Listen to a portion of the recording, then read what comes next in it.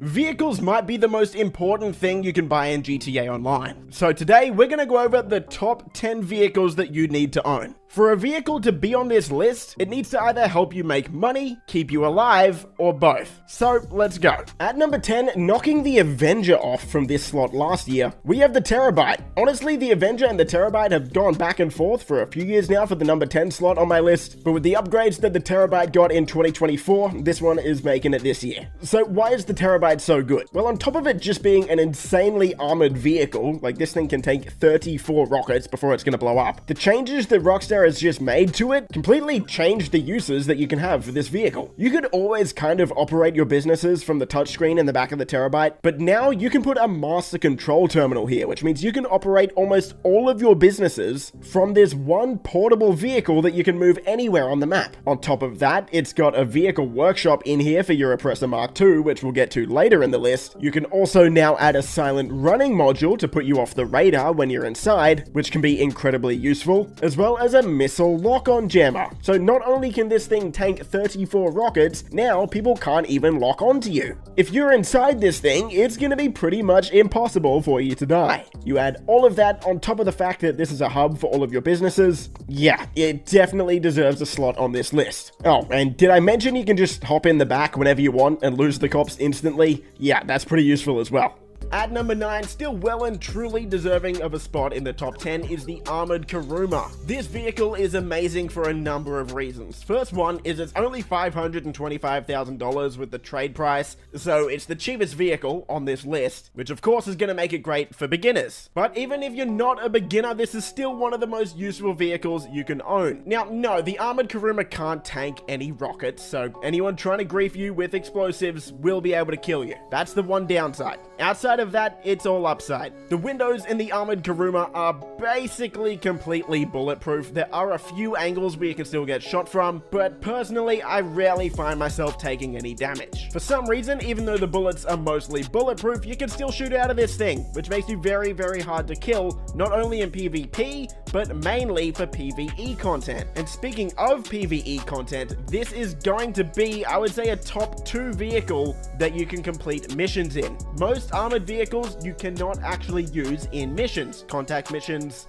heist preps, any of that, but the Armored Kuruma you can, which makes it incredibly useful and a vehicle you should own. Now I just want to jump in here as well and add that an alternative to the Armored Kuruma is the Duke of Death. This is actually free for a lot of players who are returning to the game. It's a very similar vehicle. It's not quite as bulletproof as the Kuruma, but it's about 90% as bulletproof. So if you can't afford the Kuruma, this is a great alternative. Okay, back to the video.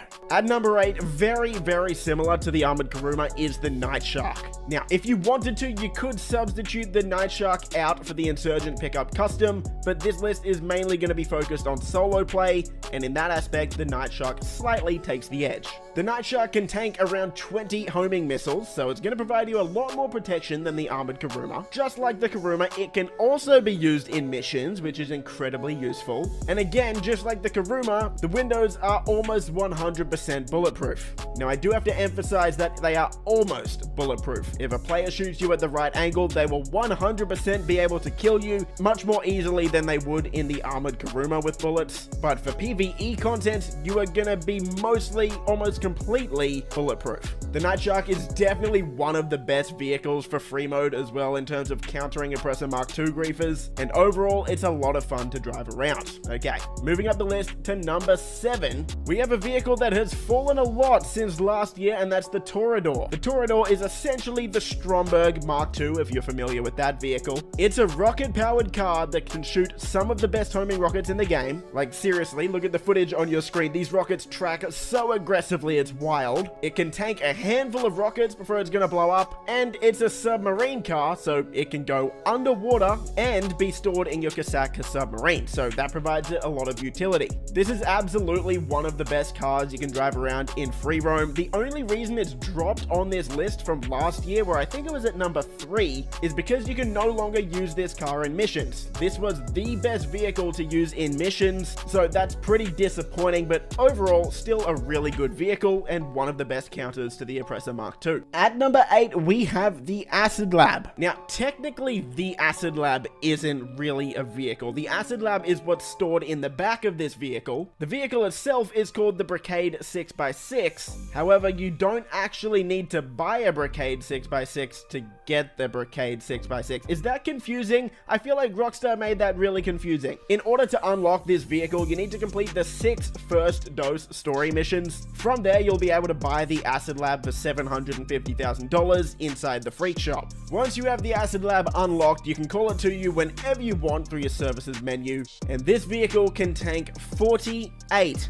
rockets. Yes, 48. That basically means no one in free roam is going to be able to actually blow you up. If they want to kill you, they're going to have to shoot you. And even then, that's going to be somewhat difficult because the windows are bullet resistant. They'll take a handful of bullets before the glass will actually break. So even if they do shoot you with a gun, you're going to have a fighting chance and likely the opportunity to kill them before they can kill you. It's genuinely wild that a vehicle like this exists, because not only is it way more durable than a tank in free roam, it's also got a business in the back of it with the Acid Lab, which can make you over $60,000 passively an hour. Overall, an incredible vehicle and well deserving of its spot. At number 5, I'm going to go with a relatively new vehicle, the Raiju Jet. This is very expensive, $6.85 million, but it actually has knocked out the vehicle that was in this spot last year, the Akula Helicopter, which is just a helicopter version of the same vehicle. Let me explain. The Raiju Jet is the fastest jet in the entire game, so it's got that going for it.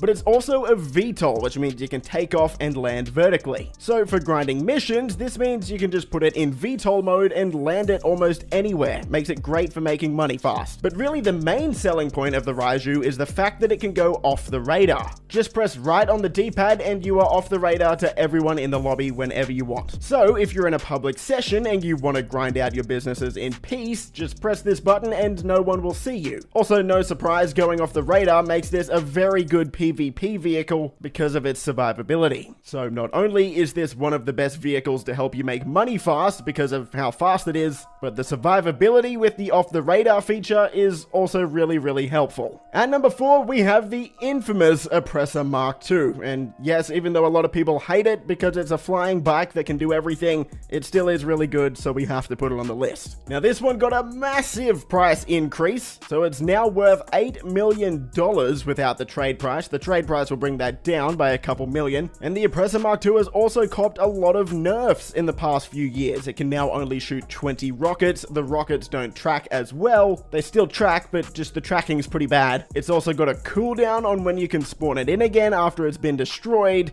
Despite all of those things going against it, the Oppressor Mark II is still really good. And it might still even be the best vehicle in the game for grinding. Any business mission in the entire game where you have to go to a certain location, the Oppressor Mark II is not going to let you down. It's tiny, it can get in really tight, nimble spaces. You can park it absolutely anywhere. You can also spawn it right next to you, which helps a lot. Yeah, it's really just the most convenient vehicle in the entire game, so it still deserves a spot really high on this list. At number 3, I kind of want to include a whole category of vehicles here, and those are the Amani Tech vehicles. But if I had to pick one or two, it would be the electric vehicle variant of the Amani Tech vehicles, and I'll explain why.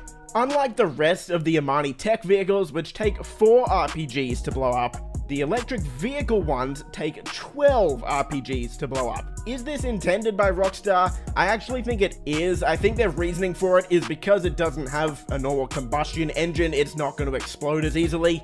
So for that reason, the electric vehicle ones, so the Omnis EGT, the Virtue, the Buffalo EVX, those ones are gonna tank more rockets than the rest. But let's talk about overall, why are the Amani Tech vehicles so good? Well, the reason for that is because they can get a missile lock-on jammer. That's right, with the Amani Tech vehicles and a missile lock-on jammer, no one in the lobby is going to be able to use homing rockets on you, whether that's from a vehicle, a rocket launcher, none of it. They're actually going to have to aim and hit their shots. It's going to take some skill. And even then, if they do use their skill to take you out, like I said, with the electric vehicles, it's going to take 12 RPGs. The only trade-off to the Omnis EGT is, unlike the rest of the Amani Tech vehicles, this one isn't going to have bullet resistance windows. So that's a trade-off you're gonna have to choose. Do you want more explosive resistance or a little bit more bullet resistance? It's up to you. Personally, I'm gonna take the explosive resistance, which is why most of the community considers the Omnis EGT better than the rest. Now, we should also mention that at the end of 2024, Rockstar added 50 new vehicles that can now get Amani tech capabilities. They went back and changed 50 vehicles, making them infinitely better than they were before.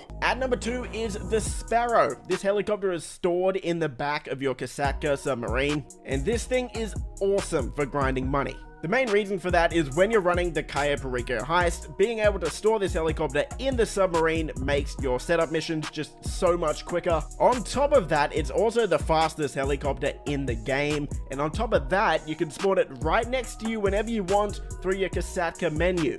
Are you ready for it? On top of that, that's right, this vehicle keeps getting better. In mid-2022, Rockstar added countermeasures to the Sparrow. It didn't have countermeasures before, and even then, it was still one of the best vehicles in the game. So now if someone tries to attack you while you're in your Sparrow, you're gonna still be able to have a fighting chance of getting away. The Sparrow, like most helicopters, can be kitted out with homing rockets, unlimited homing rockets as well, which is nice.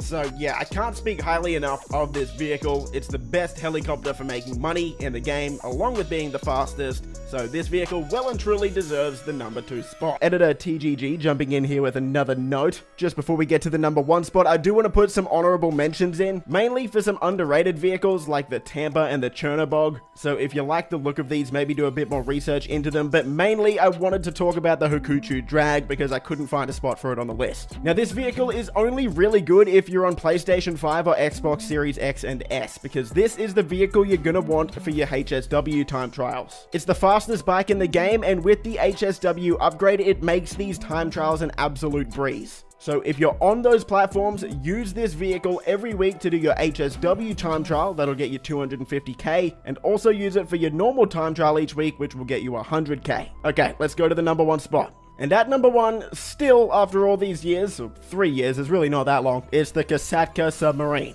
Why? Well, like the Avenger, the Kasatka is also a service vehicle, which means it's not just a vehicle. This is the vehicle you need to start up the Cayo Perico heist. And even though it seems like at least once a year Rockstar tries to nerf the Cayo Perico heist yet again, it's still just the best way to make money in the game. Even with a massive cooldown now of almost 3 hours between heists if you do them solo, and a massive pay decrease as well, you can still make over $1 million per heist, making this the best way to make money in the game, and the Kasatka is the vehicle you need to do it. So we'll wrap it up there. If you enjoyed, leave a thumbs up, subscribe for more stuff like this, stay safe, and I'll see you in the next video.